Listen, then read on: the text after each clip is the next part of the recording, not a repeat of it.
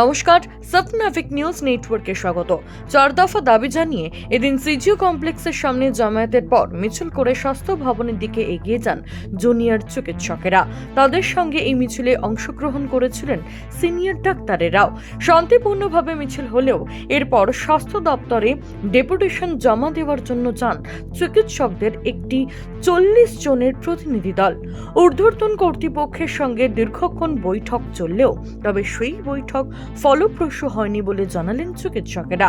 কোনো আশ্বাস না মেলায় নিজেদের অবস্থান অর্থাৎ আন্দোলন চালিয়ে যাওয়ার বার্তা দিলেন চিকিৎসকেরা। সেই সঙ্গে হুঁশিয়ারি দিলেন বৃহত্তর আন্দোলনের।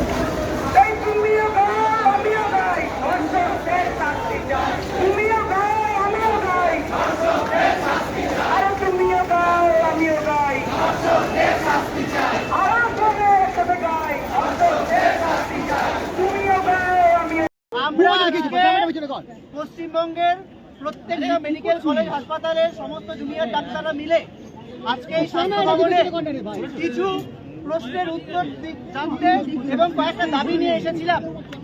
সেখানে আমাদের সমস্ত কলেজের মোট 40 জন প্রতিনিধি দলের সাথে প্রত্যেকটি প্রতিনিধি দলের সাথে ভেতরে ডিএমই, ডিএইচএস, হেলথ সেক্রেটারি এবং প্রিন্সিপাল সেক্রেটারি অফ হেলথ সবাই একসাথে দেখা করেন।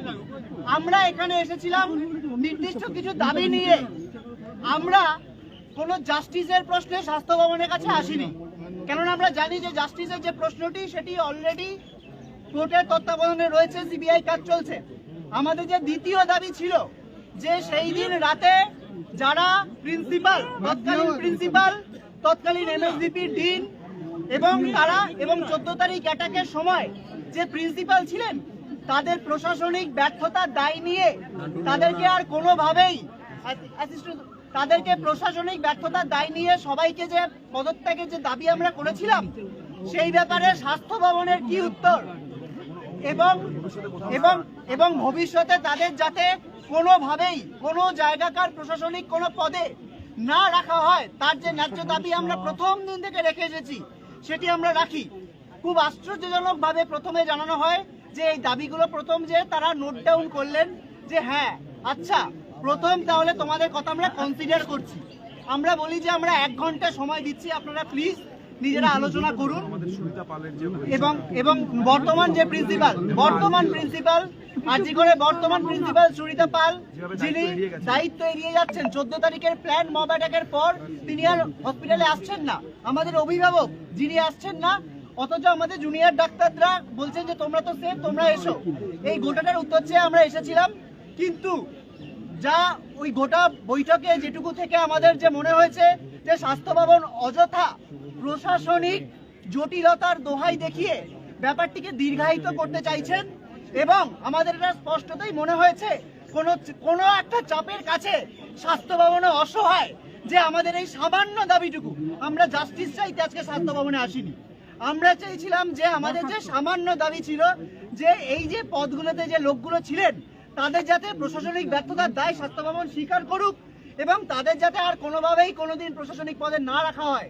কিন্তু আমাদের মনে হয়েছে আমাদের এই সামান্য দাবি আমরা এতক্ষণ অপেক্ষা করার পরেও তারা মেনে নিতে পারলেন না।